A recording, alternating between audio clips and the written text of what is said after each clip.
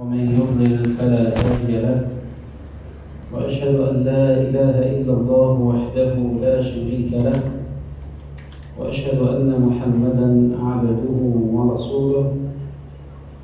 يا أيها الذين آمنوا اتقوا الله حق تقاته ولا تموتن إلا وأنتم مسلمون. يا أيها الناس اتقوا ربكم الذي خلقكم من نفس واحدة وخلق منها زوجها وبث منهما رجالا كثيرا ونساء، واتقوا الله الذي تساءلون به والأرحام إن الله كان عليكم رقيبا.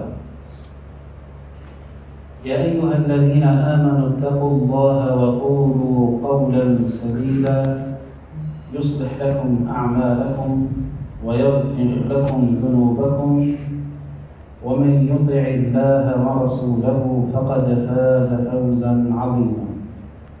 أما بعد، فإن أصدق الحديث كلام الله، وخير الهدي هدي محمد صلى الله عليه وآله وسلم، وشر الأمور محدثاتها، وكل محدثة بدعة، وكل بدعة ضلالة، وكل ضلالة في النار. أسأل الله سبحانه وتعالى ونحن في هذه الساعة المباركة أن يجعل اجتماعنا هذا اجتماعا مرحوما، وتفرقنا من بعده تفرقا معصوما، وألا يجعل من بيننا شقيا ولا محروما. وأسأله سبحانه وتعالى كما جمعنا في هذا المجلس المبارك أن يجمعنا في جناته جنات النعيم. جزا الله خيرا إخواني على حسن ظنهم بأخيهم، وجزا الله خيرا من فتح لنا داره وهذا المكان الطيب لنجتمع فيه، وجزا الله خيرا من كان سببا في هذا اللقاء. أسأل الله سبحانه وتعالى أن يثيبه خير الثواب وخير الجزاء. بين يدي اجتماعي معكم كلمات دارت في خلدي أحببت أن أفيد بها نفسي وإخواني.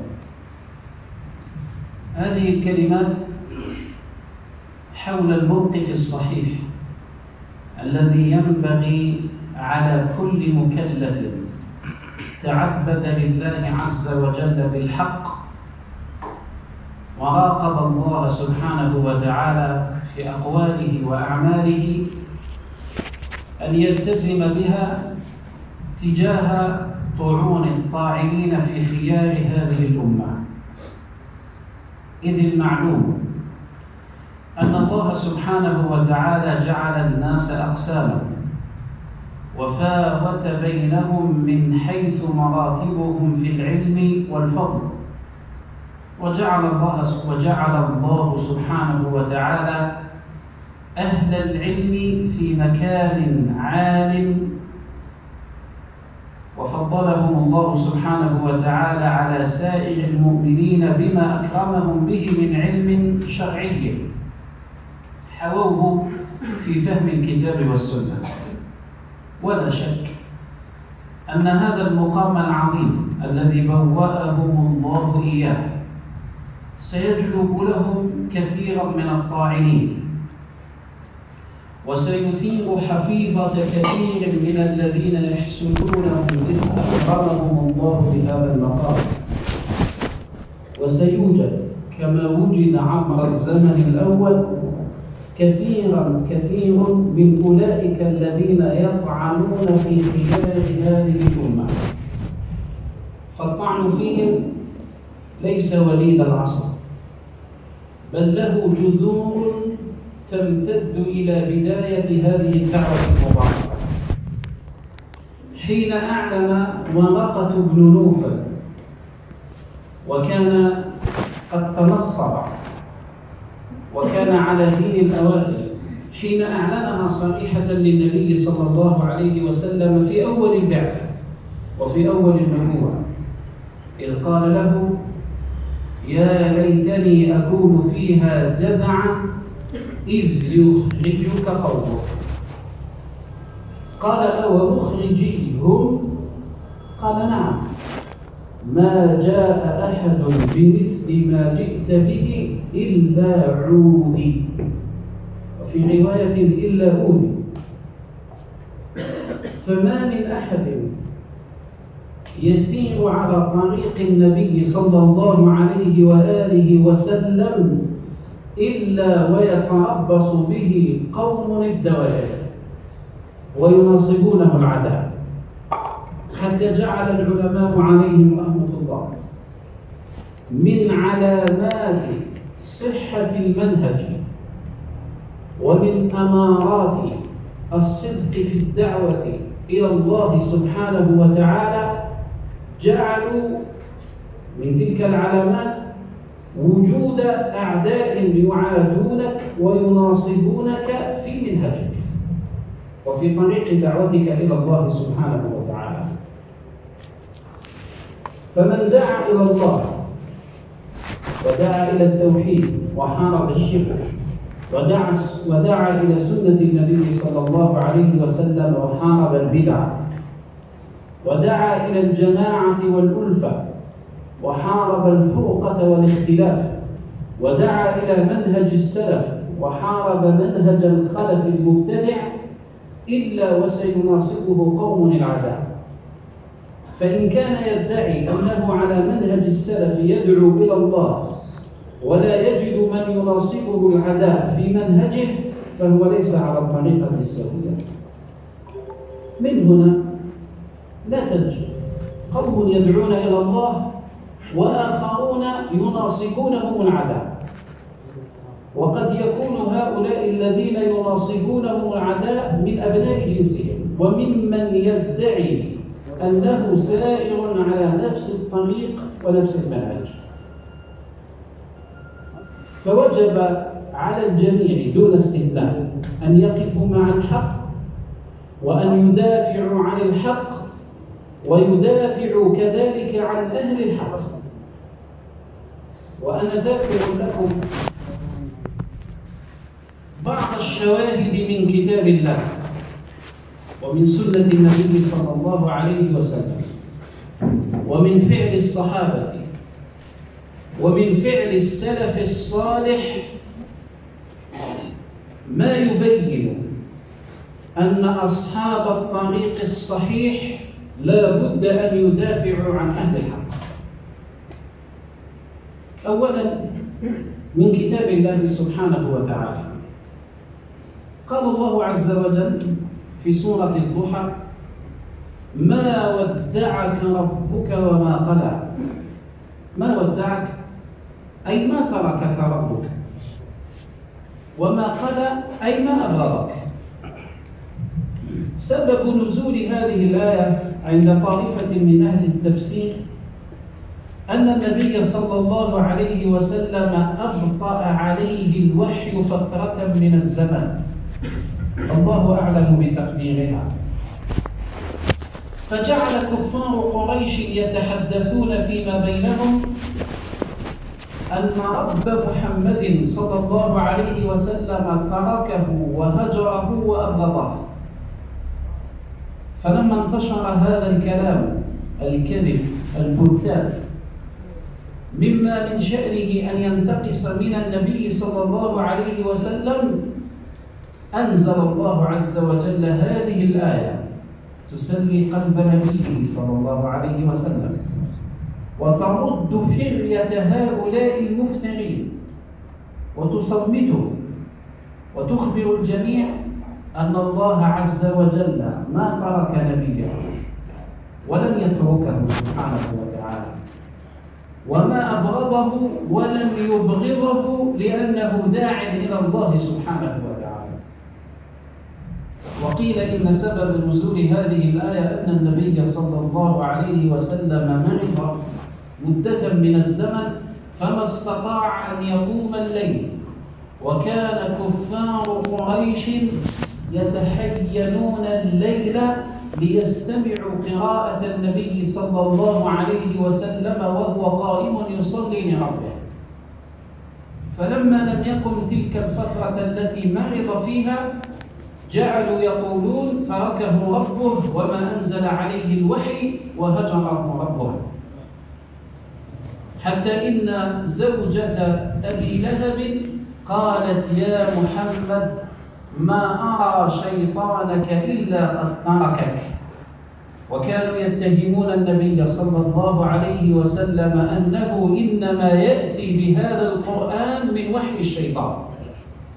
فأنزل الله هذه الآيات يدافع فيها عن نبيه صلى الله عليه وسلم، ولم يتركه الله عز وجل وحده يواجه كفار قريش، بل سانده ربه تبارك وتعالى في هذه الآيات التي تبقى تتلى إلى قيام الساعة لنتعلم منها نحن ونحن نقرأ هذه الآيات أن نقف هذا الموقف الرباني، وأن نعلم أن الدفاع عن الحق وعن أهل الحق من طعونات الطاعنين هي سنة ربانية، وهي توجيه إلهي في كتاب الله سبحانه وتعالى. أما من سنته صلى الله عليه وسلم فمنعها ما استطاع أن يحصرها إلا بجهد جهيد. منها مثلا ما جاء في صحيح البخاري أن النبي صلى الله عليه وآله وسلم أرسل من يأتي بزكاة الناس وهم العاملون عليها الذين يعينهم الحاكم، فيذهبون إلى أموال الناس ويحسبونها ثم يخرجون منها القدر الواجب من الزكاة فيدفعونه إلى الحاكم، وهو بدوره يكلف من يوصلها إلى الفقراء. هؤلاء هم العاملون عليها، وهم الذين أعطاهم الله عز وجل في كتابه نصيبا من الزكاة. أرسل النبي صلى الله عليه وسلم ليأتي بالزكاة من عند القوم، فلما رجع أصبح الناس يتكلمون ويتحدثون فيما بينهم. منع أبو جميل زكاته، وخالد بن الوليد والعباس عم النبي صلى الله عليه وسلم.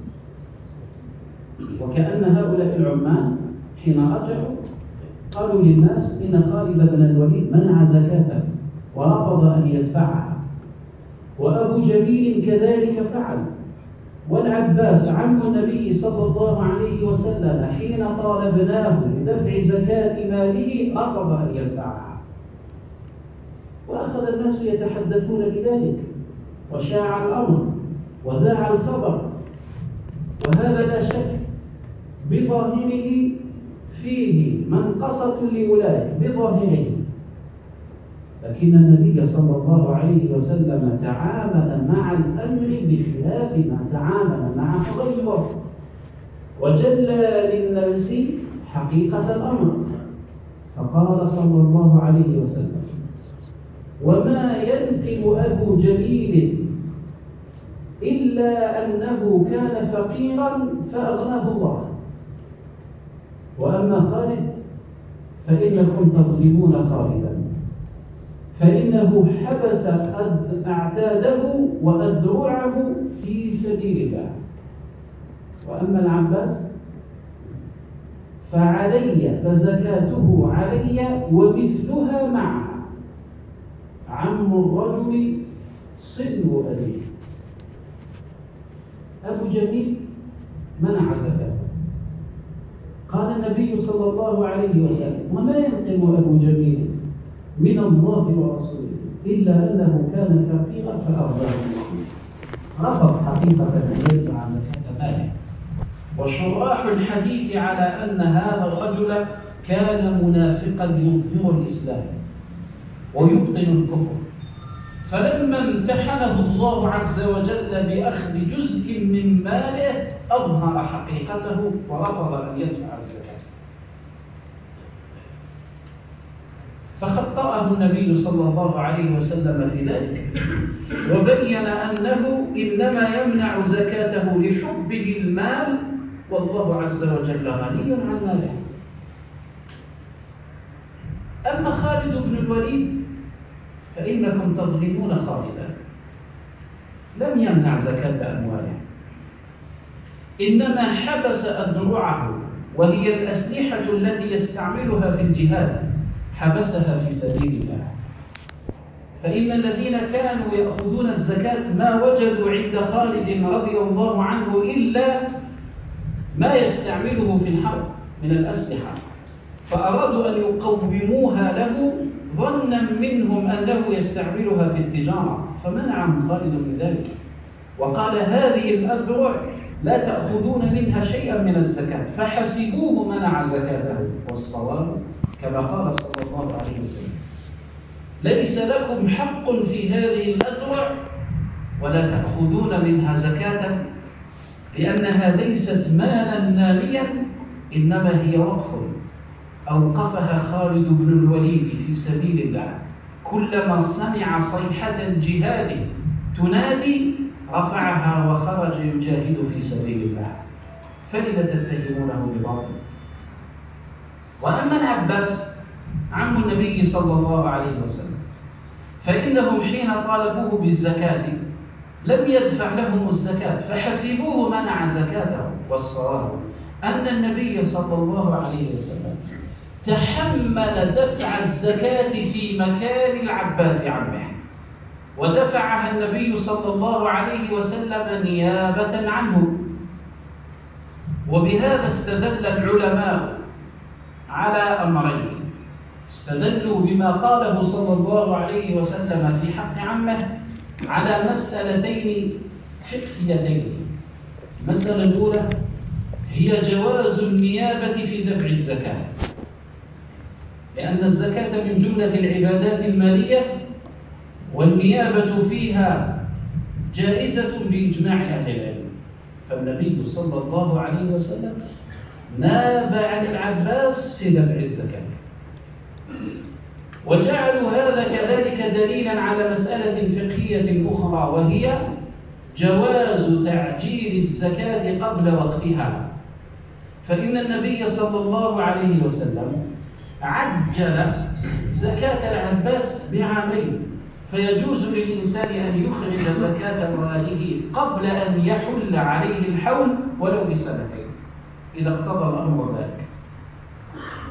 والشاهد من الحديث أن النبي صلى الله عليه وسلم حين سمع من ينتقص من خالد بن الوليد والعباس عمه ويصدق ما يروج عنهما مما هو خطأ في حقهما واتهام لهما في دينهما لم يسكت النبي صلى الله عليه وسلم، بل دافع عن المظلومين وناصر أهل الحق ودفع الشبهة عنهم، وبين أنهم أبرياء مما اتهموا به، ولم يترك المجال لأولئك الذين أشاعوا هذا الخبر عن خالد وعمه العباس رضي الله عن الجميع. فإذا الدفاع عن أهل الحق، الدفاع عن أهل الحق المظلومين، حيث ينسب إليهم ما لم يقولوه ويلصق بهم ما هم منه بريئون، الدفاع عنهم سنة نبوية. من قام بها فقد اتبع سنة النبي صلى الله عليه وآله وسلم. أما الذي يقول لست ملزما بأن أدافع عن فلان أو علان وهو يعلم علم اليقين أنه مظلوم ويقول أنا لست ملزما، فهذا من قلة فقهه وعدم فهمه للنصوص النبوية الفهم الصحيح. أما دفاع الصحابة بعضهم عن بعض فأخبروا منها واقعة جاءت في صحيح البخاري كذلك، أن عبد الله بن عمر رضي الله عنهما كان جالسا مع طائفة من أهل قريش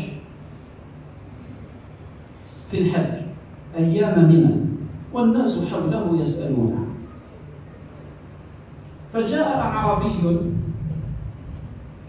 سأل عن مجمع الناس ومن هذا الذي هم يحتفون حوله، فقالوا له هذا صاحب النبي صلى الله عليه وسلم عبد الله بن عمر.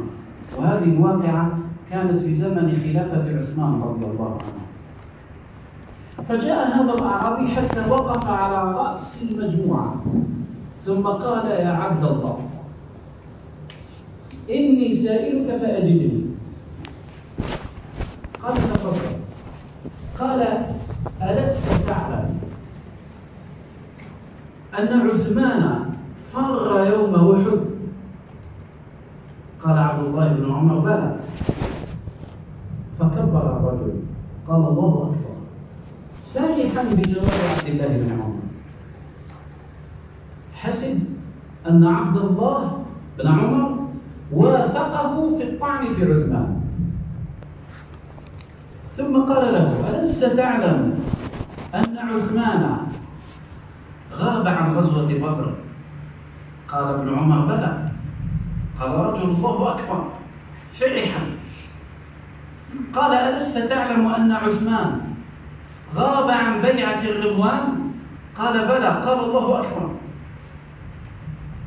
فرح، لأن هذه الأمور كانت تشاع زمن عثمان رضي الله عنه ويروجها الطاعنون فيه رضي الله عنه وأرضاه على أساس أنها مثالب تنقص من قيمة عثمان، واستعملوها مطية لتغيير قلوب الرعية على عثمان، ومن ثم المطالبة بتنحيته، ومن ثم المطالبة بسفك دمه، ووصلوا إلى ذلك عليهم من الله ما يستحق.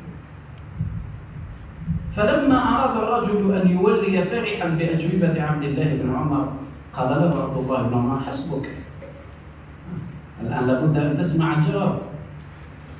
قال أما قولك إنه فر يوم أحد فأشهد أن الله عز وجل قد تاب عليه. قال تعالى إن الذين تولوا منكم يوم التقى الجمعان إنما استزلهم الشيطان ببعض ما كسبوا ولقد عفى الله عنهم. ولقد عفى الله عنهم. عثمان بن عفان بشر كسائر البشر، ليس معصوما من الخطأ وليس معصوما من الزلل. إن كان قد فر يوم أحد مع جملة من فر وهذا يعد ذنبا، إلا أنك لا تتوقف عند هذا الحد، بل واصل وأكمل وقل إن الله سبحانه وتعالى تاب على أولئك الذين فروا يوم أحد. ولا يجوز أن تستعمل هذا للطعن في شخص تاب الله عليه، بل بالعكس هذا يعد من مناقبه، لأن الإنسان قد يذنب وقد يتوب بعد الذنب، لكن لا يستطيع أن يجزم أن الله قد قبل توبته.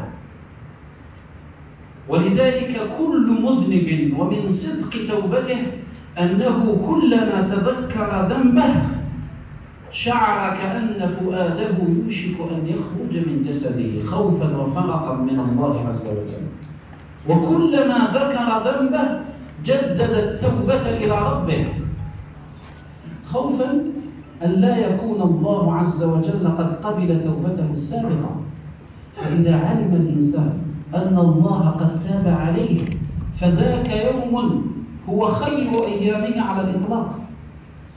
ولذلك نبينا صلى الله عليه وسلم حين نزلت توبة كعب بن مالك وقد تخلف عن غزوة تبوك وأمر النبي صلى الله عليه وسلم بهجره هو وصاحبيه 50 يوما، فلما نزلت توبته من السماء دعاه النبي صلى الله عليه وسلم وقال له أبشر بخير يوم طلعت عليك فيه الشمس.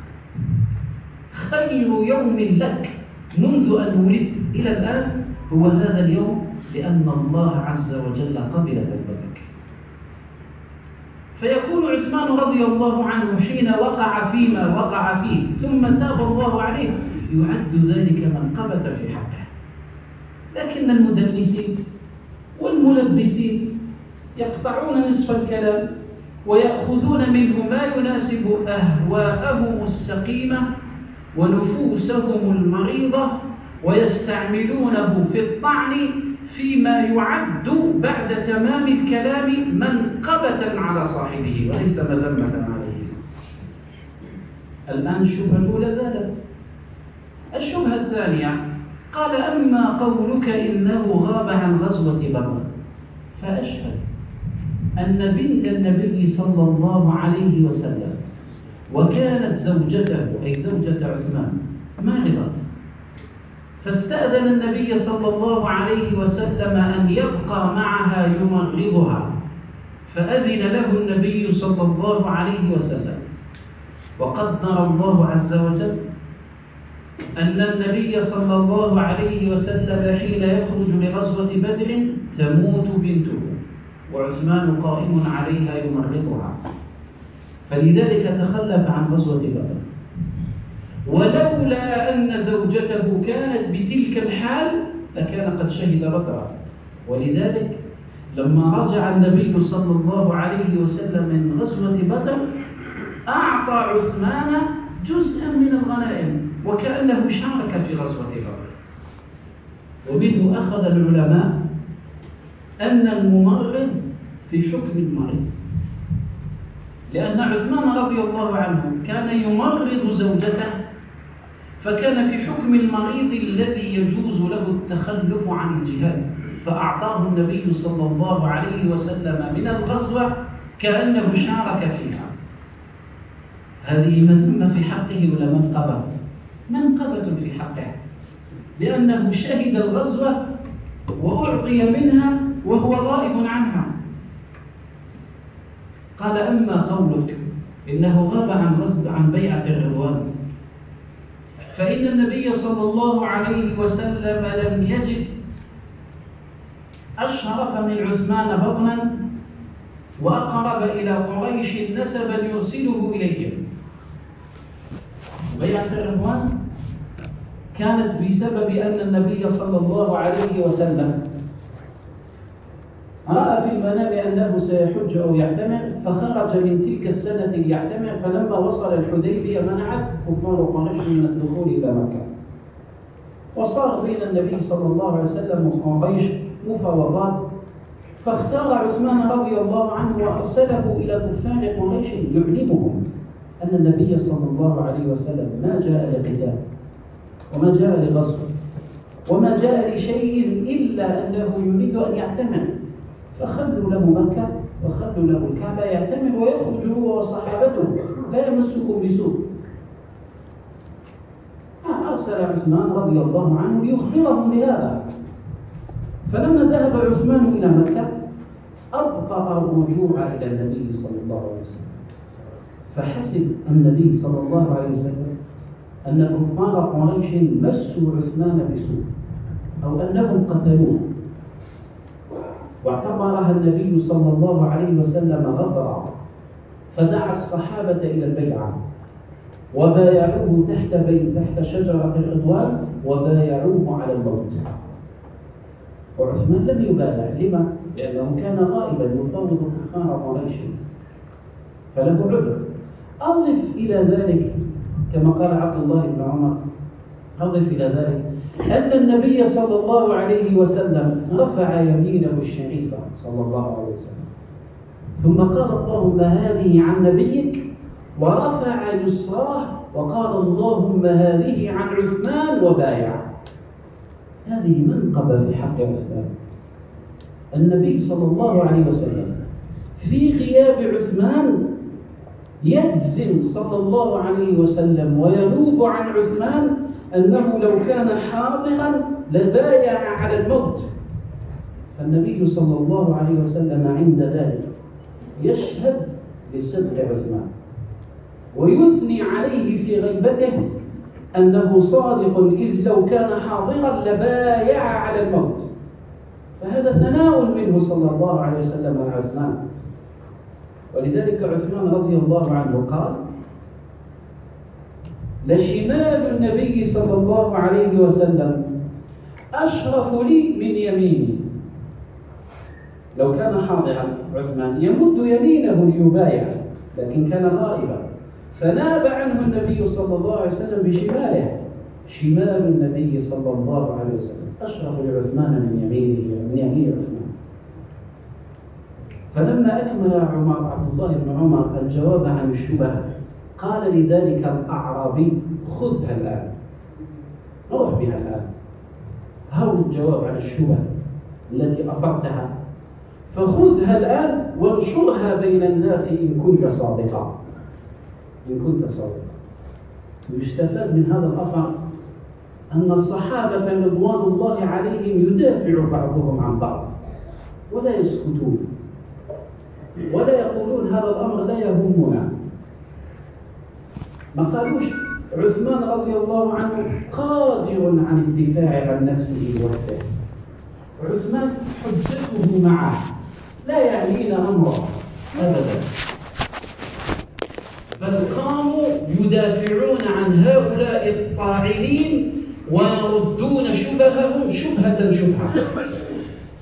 ويستفاد من الأثر كذلك أن الطعن في خيار هذه الأمة ليس وليد اليوم، بل هو قديم منذ الزمن الأول. ولو كان أحد من أهل الصلاح يسلم من طعن الطاعنين لسلم منه صحابة النبي صلى الله عليه وسلم، فإذ لم يسلموا منه فلا يسلم منه الصالحون بعدهم والعلماء بعدهم. بل يستدل بهذا على أن الإنسان كلما رقى عند الله عز وجل مقاما عليا كلما ناصبه أهل الشبهات العذاب. ويستدل كذلك بالأثر على أمر مهم، أن رد الشبهات يكون بالعلم. عبد الله بن عمر استقبل هذه الشبهات وهو يستمعها بحلم وصبر وردها بعلم.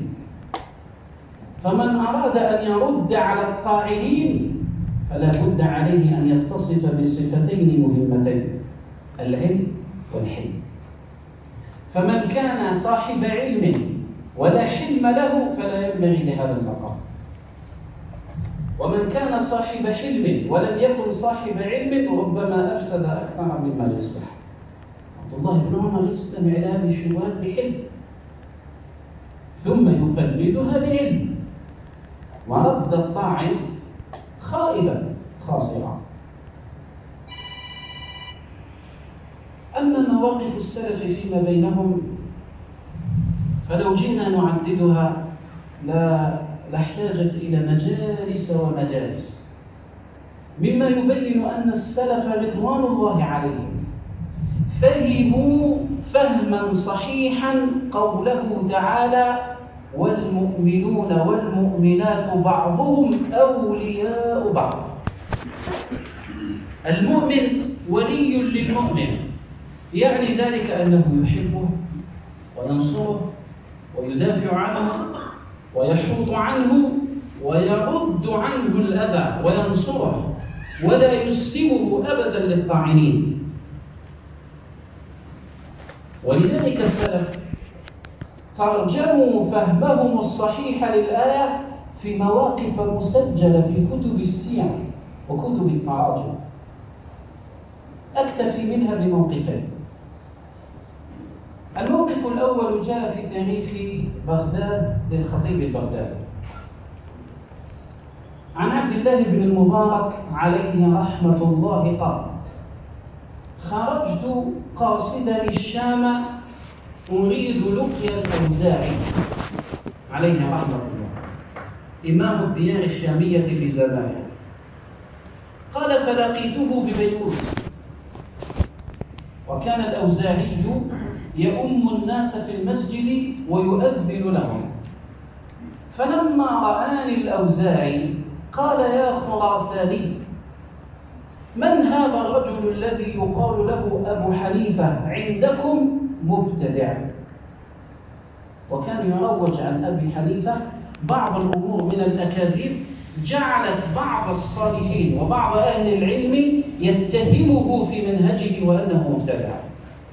عبد الله بن المبارك يعلم أن أبا حنيفة مبرأ من هذه التهم، وإن كانت له أخطاء فهو كسائر العلماء يصيب ويخطئ، لكن تلك الأخطاء لا توصله إلى درجة أن يصف في ضمن أهل البدع. فلو جلس عبد الله بن المبارك يناقش الأوزاعي في تلك المسائل المثارة، فلربما كان الأوزاعي عليه رحمة الله أرفع منه علما وأفحمه. وأيضا عبد الله بن المبارك خرج للقي الأوزاعي، فيعني ذلك أنه سيلاقيه على أساس أنه تلميذ، فهو يهاب شيخه فلا يستطيع أن يناقشه. فماذا فعل عبد الله بن المبارك؟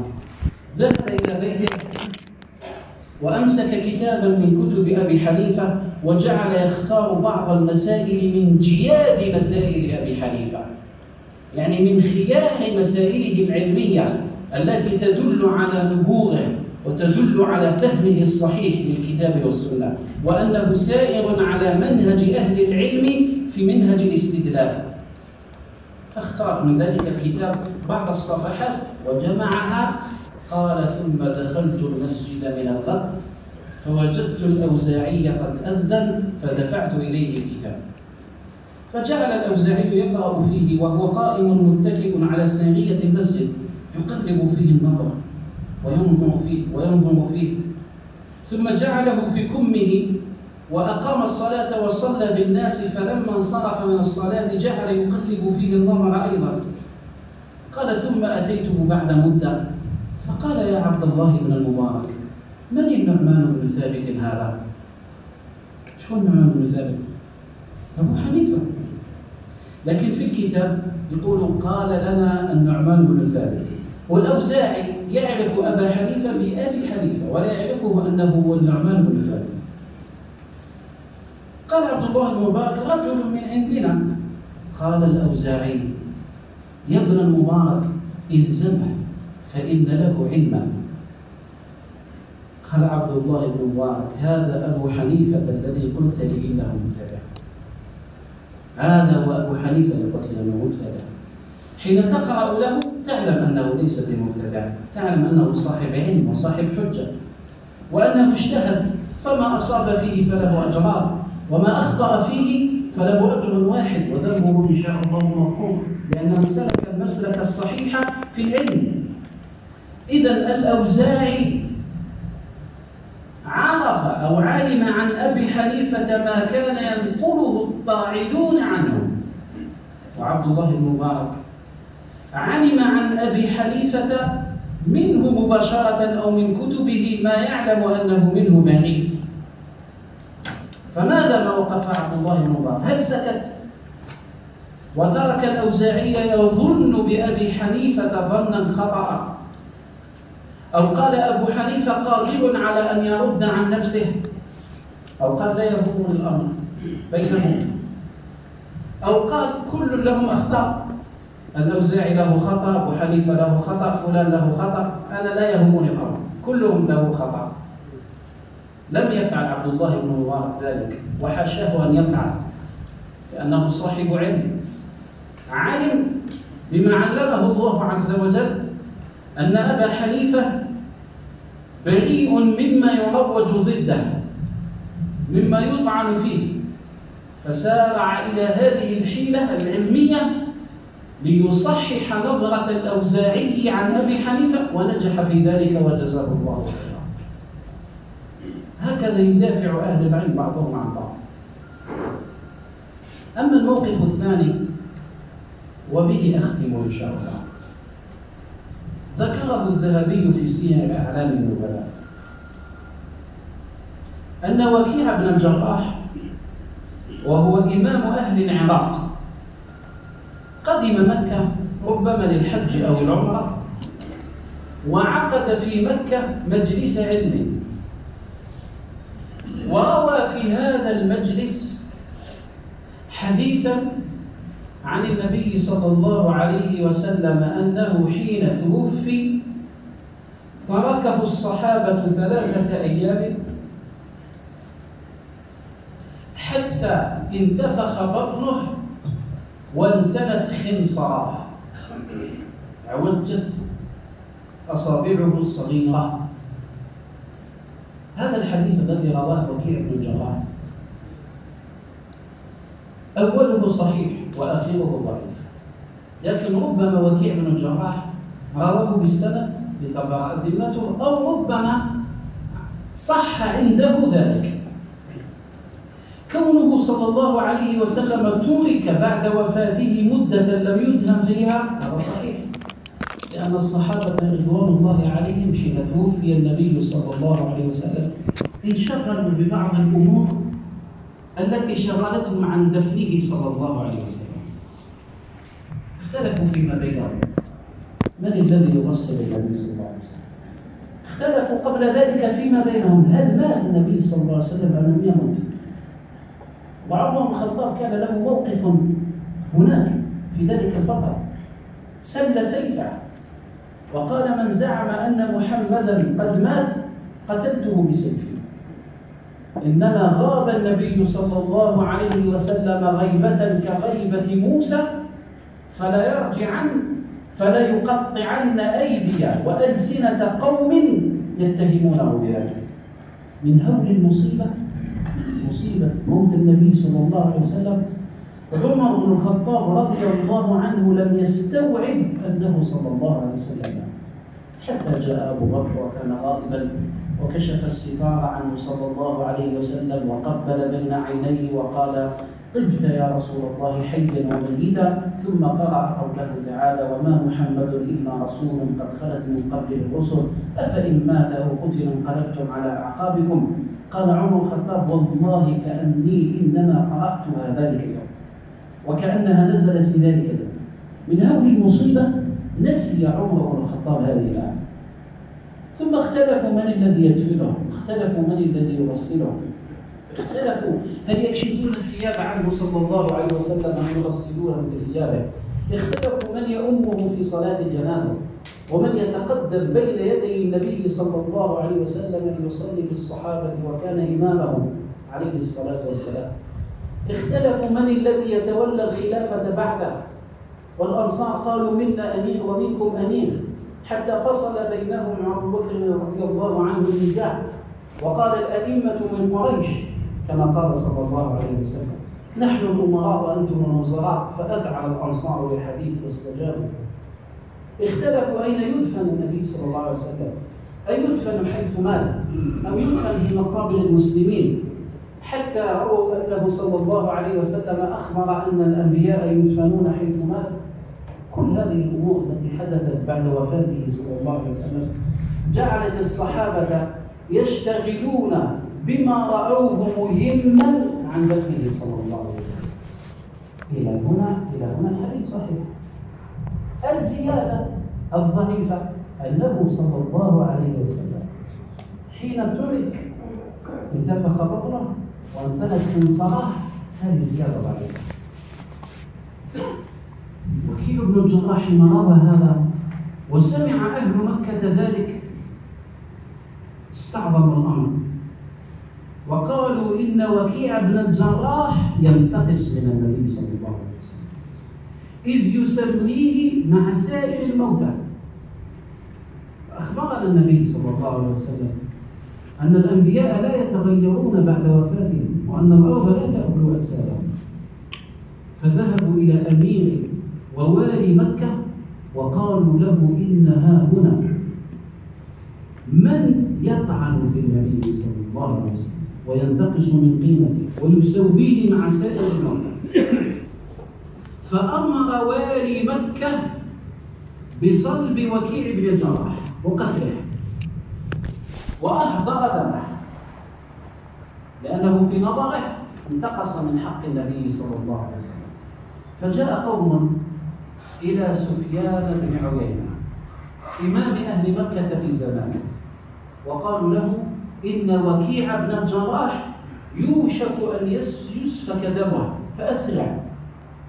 فذهب سفيان بن عيينة إلى والي مكة وقال له: الله الله في فقيه العراق وابن فقيهها، كيف تقتل رجلا هو فقيه أهل العراق؟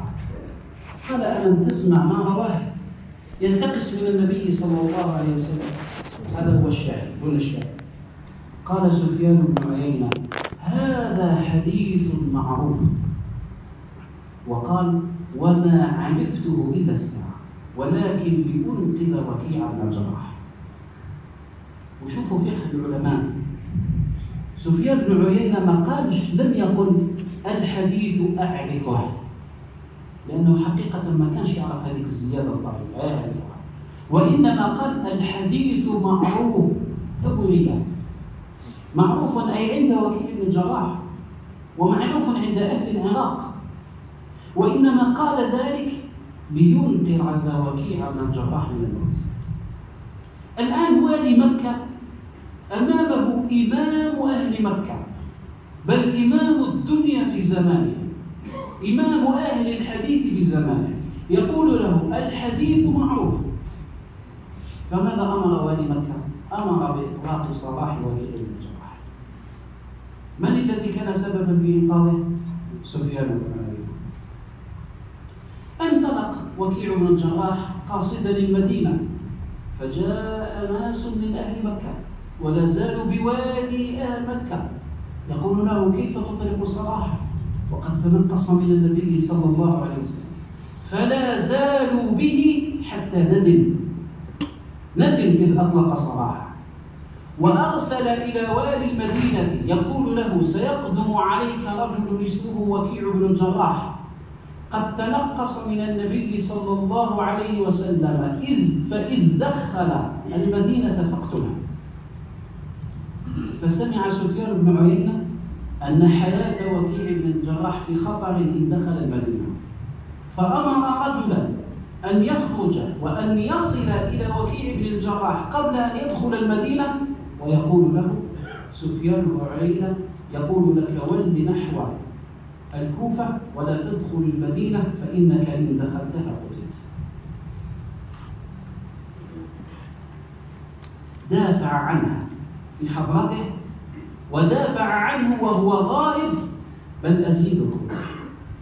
قال الذهبي عليه رحمة الله: وكان بين سفيان بن عيينة ووكيع بن الجراح نفرة، لم يكونوا على وفاق تام. مش قال صحبه يدور معاه يمشي معاه وبينتهم خلة ومحبة وكذا، لا، كان بينهما نفرة في النفوس سببها اختلاف المدرستين في الاتجاه العلمي.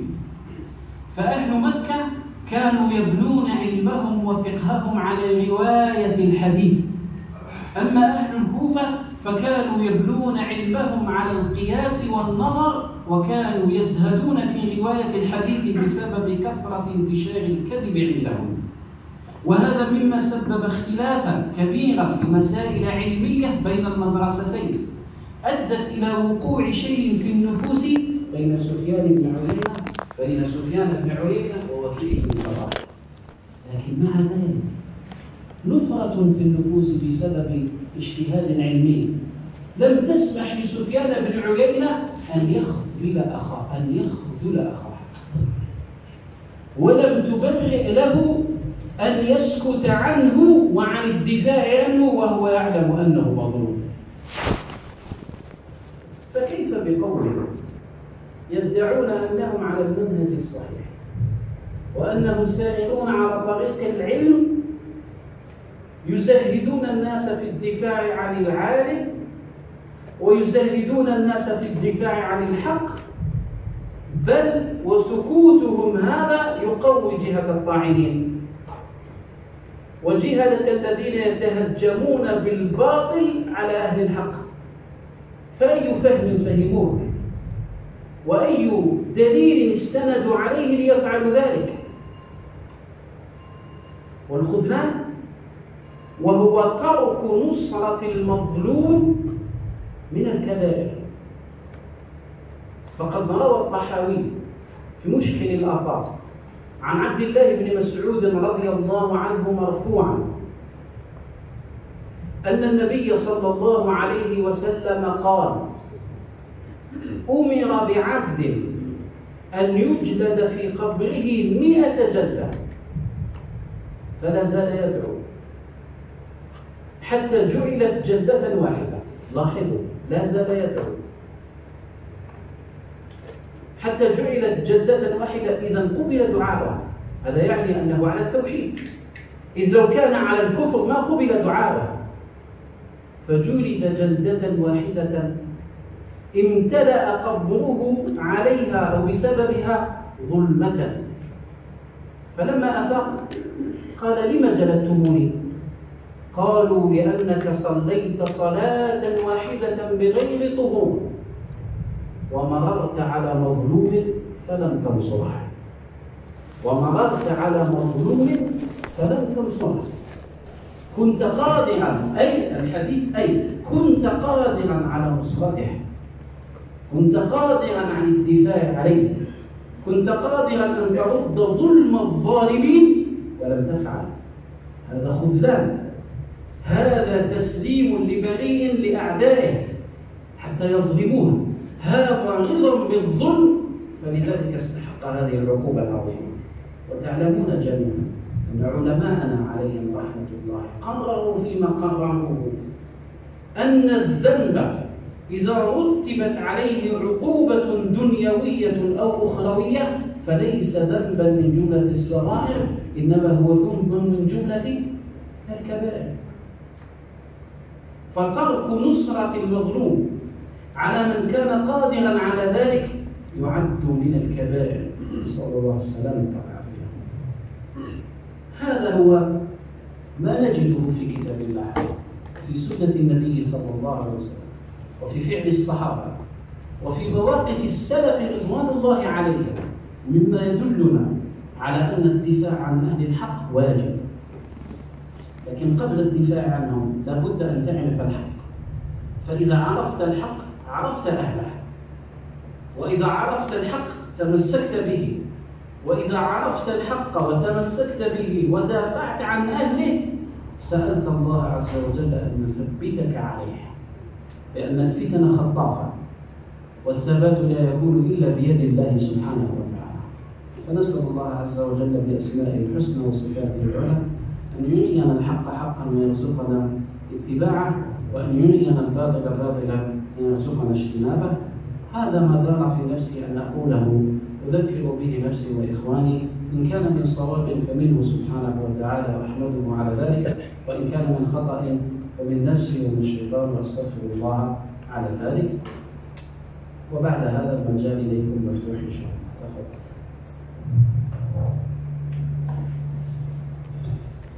جزا الله الشيخ الكريم على هذه الكلمة الطيبة المباركة المفيدة، نسأل الله تعالى أن ينفع بها وأن يجعلها نبراسا لكل واضح يبتغي الحق وينصره لوجه الله العزيز. أما أنا فوددت أن لو لم يتوقف الشيخ. والله سبحان الله، نسأل الله أن يزيده وأن يوفقه إلى كل خير. طيب، المجال مفتوح لإخواننا في الأسئلة النافعة المفيدة، خاصة في مجال المنهج. بارك الله فيكم. ما تدفعوش أولا، الله يجزيكم. تكثر علي الأوراق لا أستطيع أن أجيب أولا، وثانيا قد لا أفهم المقصود السائل من الأوراق، لأنه ربما يكتب يختصر ولا يجمل، فلا أستطيع أن أفهم المراد. الأفضل أن يطرح سؤاله مباشرة، وإذا أشكل علي فهم سؤاله استوضحت منه، ففهم السؤال يعين كثيرا في الجواب. جزاكم الله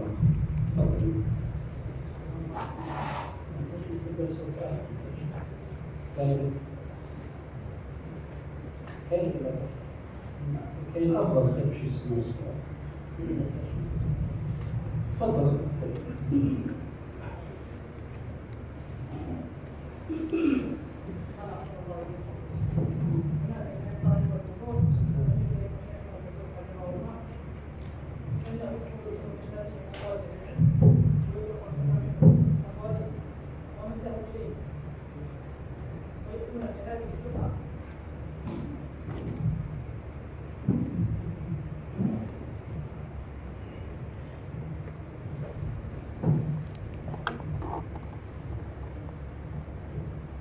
السلام عليكم ورحمة الله وبركاته.